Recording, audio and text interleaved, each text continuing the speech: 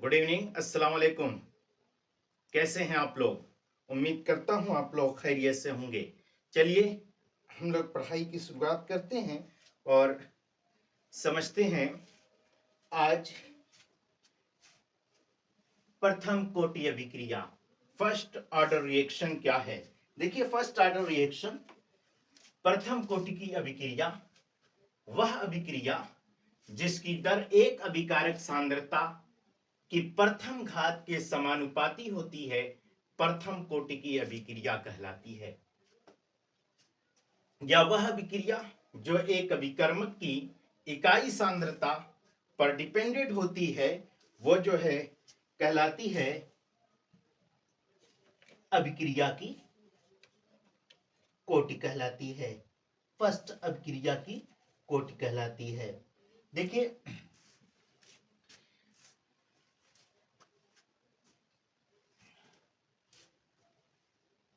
मान लें कि हम प्रथम कोटि की एक अभिक्रिया है।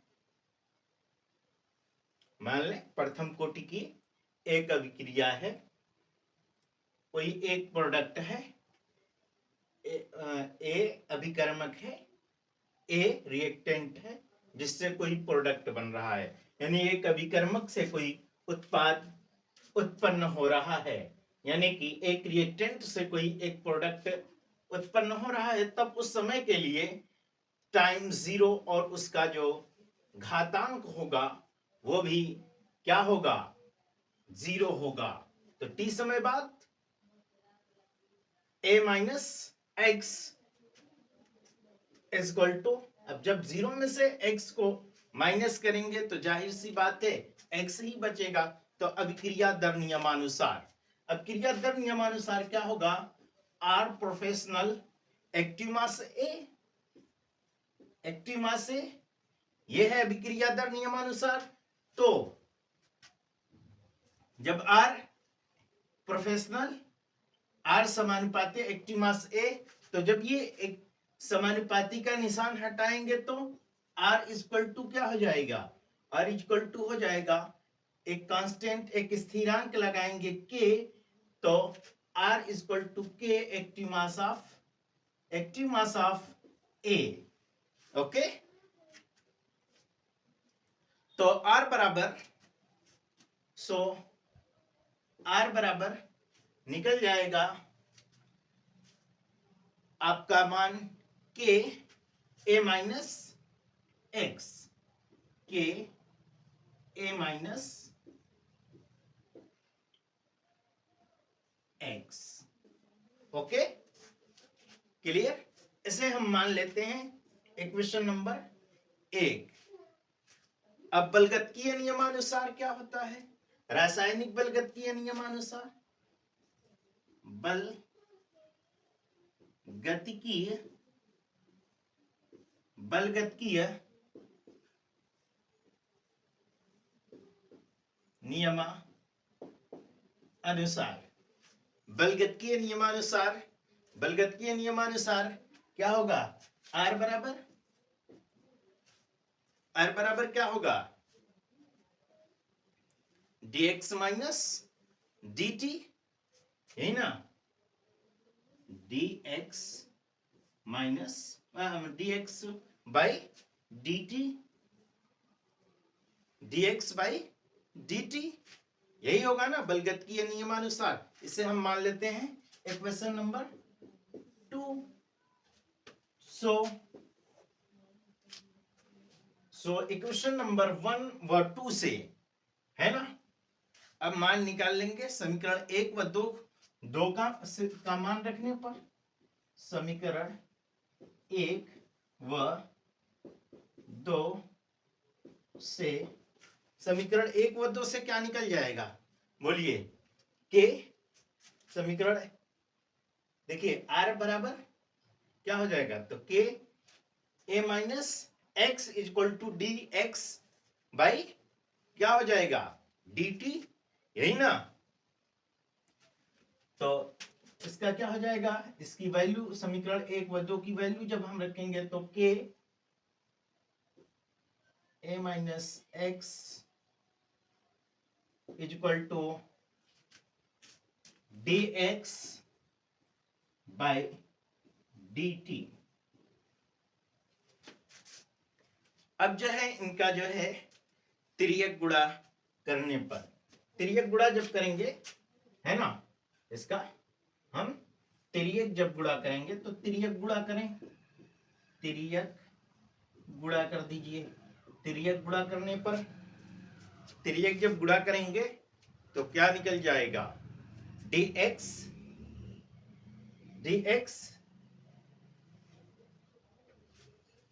By dx by a minus x, है ना, dx by a minus x, यही ना, यही निकलेगा ना।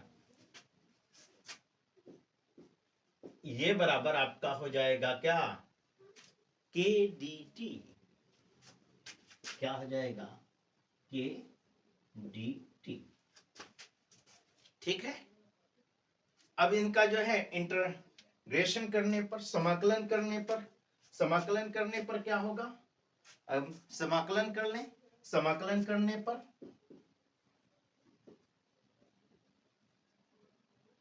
समाकलन, समाकलन जब करेंगे तो समाकलन करने पर क्या होगा, functional dx by a minus x, a minus x is equal to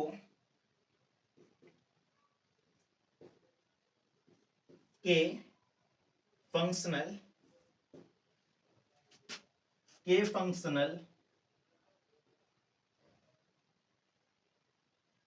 dt। ठीक है, k फंक्शनल dt।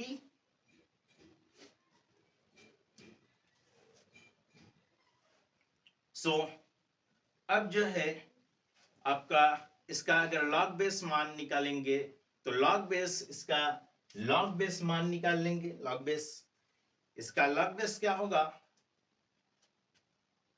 बोलिए, इसका लॉग बेस क्या होगा, लॉग बेस 1 माइनस एक्स, यहां लिख दे रहे हैं हम इसका, सो लॉग बेस 1 माइनस, है ना, सो लॉग बेस 1 माइनस, माफ करिएगा, so log base 1 by A minus x, है ना, यहीं से निकल जाएगा।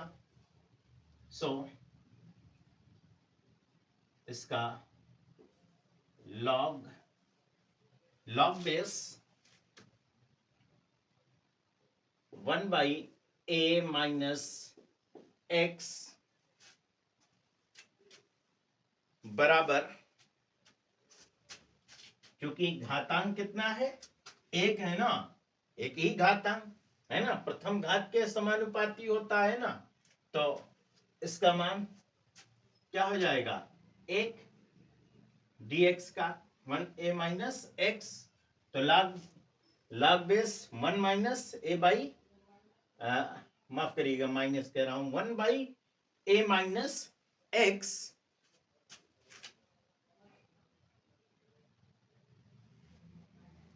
इज इक्वल टू के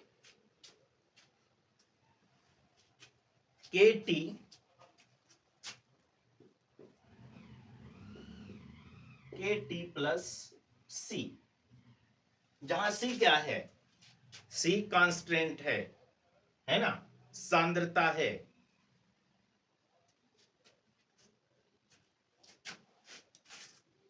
क्या है, स्थिरांक है, सी यहां पर क्या है, लिख दे रहा हूं मैं कि सी यहां पर क्या है, स्थिरांक है। ठीक है, बात समझ में आ रही है। इसलिए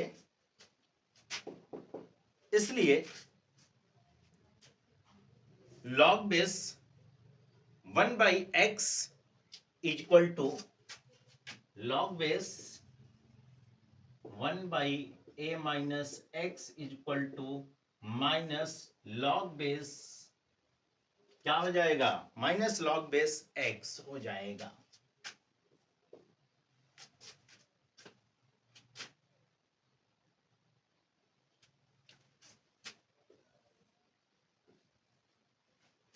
ठीक है, सो log base a minus x is equal to, सो इसलिए log base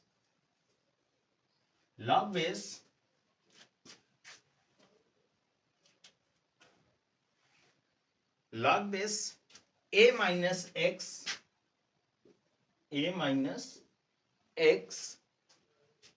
is equal to kt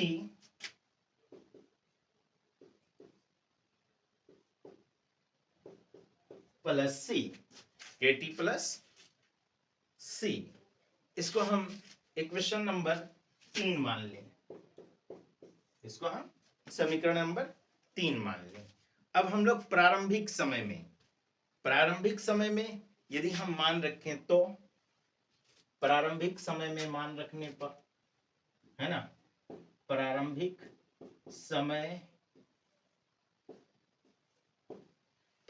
समय में जब हम इसका मान रखेंगे, है ना, प्रारंभिक समय में मान क्या था, t बराबर 0, यहां देखिए t बराबर 0, a बराबर 0, सो x बराबर भी 0 ही होगा, है ना। तो प्रारंभिक समय में t बराबर 0, x बराबर 0, है ना।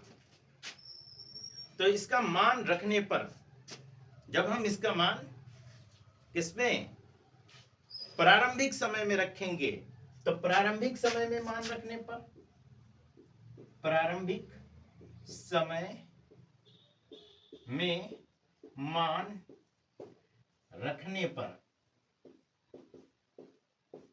जब हम प्रारंभिक समय में ये मान रखेंगे तो प्रारंभिक समय में मान रखने पर क्या होगा, log base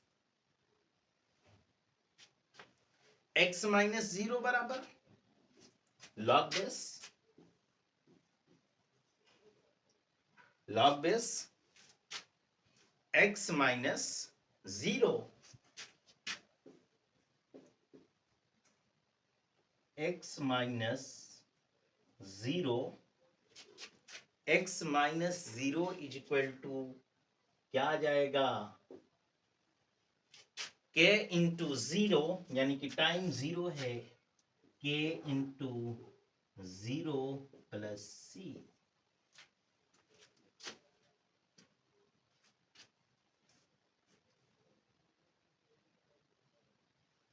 so log base a is equal to, अरे यहां पर a होगा, x कहां से मान, यहां पर a होगा ना, देखिए यहां पर a ही तो है ना, a बराबर 0, माजरत चाहता हूं इसके लिए, a माइनस 0 बराबर k into 0 plus c। So log base a, so log base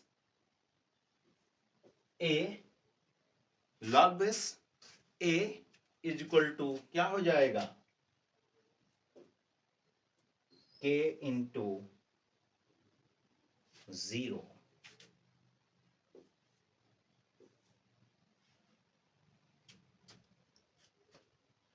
समीकरण 3 में ये मान रखने पर, अब इसे एक बार स्क्रीनशॉट ले लीजिए, आप लोग एक बार स्क्रीनशॉट ले लीजिए ताकि हम इसे मिटा करके अब आगे चलें। स्क्रीनशॉट ले लीजिए। सो अब हम क्या करेंगे, समीकरण 3 में जब 3 में c का मान रखेंगे, तो जब c का मान 3 में रखेंगे समीकरण 3 में, सो समीकरण 3 में c का मान रखने पर, समीकरण 3 में c का मान जब हम रखेंगे तो इसका जो है क्या कर दीजिए, क्या होगा, माइनस लॉग बेस, क्या था समीकरण 3 का मान, माइनस पक्षांतर कर दीजिए, log base a minus x equal to के टी प्लस सी था, यही था ना, तो यही था ना, बोलिए, ठीक है। यही था ना मान। तो अब जो है इसका मान क्या हो जाएगा, log base A minus minus log base A minus X is equal to के T minus log minus log base ए।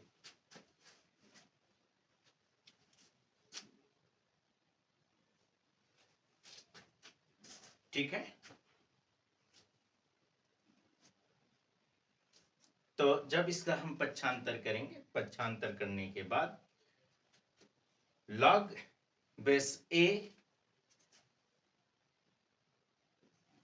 लॉग बेस, क्योंकि इधर माइनस है तो इधर आएगा तो क्या हो जाएगा, प्लस हो जाएगा, ठीक है। तो log base A minus log base A minus X, log base A minus X is equal to के T. Okay okay okay okay, ठीक है। अब जो है, अब इसका मान निकल गया, सी का मान हमने, इसलिए log x minus log y बराबर लॉग एक्स बाई वाई, इसलिए log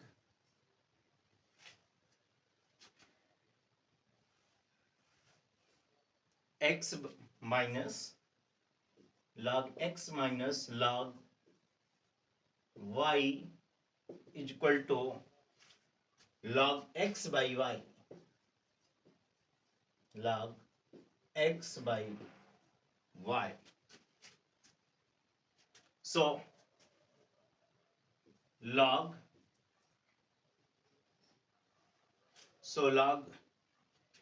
a by a minus x is equal to क्या हो जाएगा, के टी। तो के बराबर,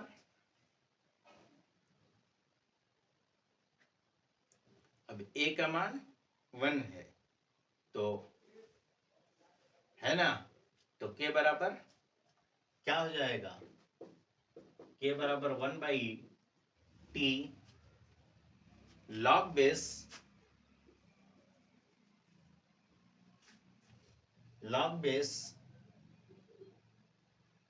a by a minus x. Okay,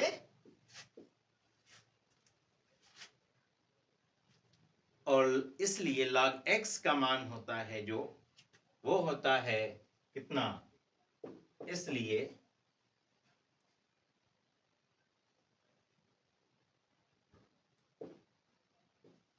log x equal to, इसका मान कितना होता है 2.5 2.303 स्थिरांक कितना होता है 2.303 log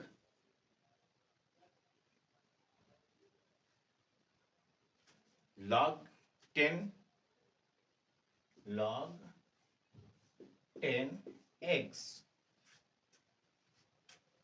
So k equal to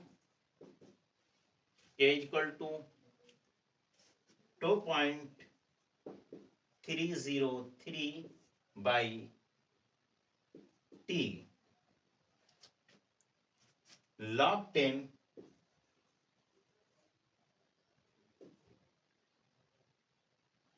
a by a minus x.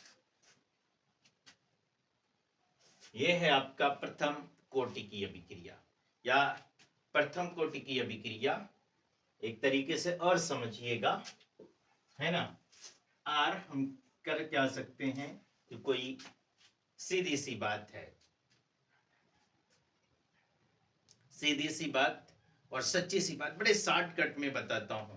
अब तक तो एक बड़ा लंबा टर्म्स रहा, लेकिन अब बड़े शॉर्टकट में बताता हूं कि एक कोई रिएक्टेंट है जिससे कोई प्रोडक्ट बन रहा है, कोई उत्पाद हो रहा है, बन रहा है, तो वेग बराबर, है ना, वेग बराबर होता है क्या, वेग बराबर क्या होता है के इंटू के एक्टिव मास ऑफ ए का, और इसकी घातांक जो होती है ऐसी अभिक्रिया जिसकी अभिक्रिया के वेग अभिक्रिया की सांद्रता के एक घात के समानुपाती होती है। यानी कि यहां पर एक घात है, ठीक है ना। कितनी घात है, एक घात है। तो अभिक्रिया दर नियमानुसार, अभिक्रिया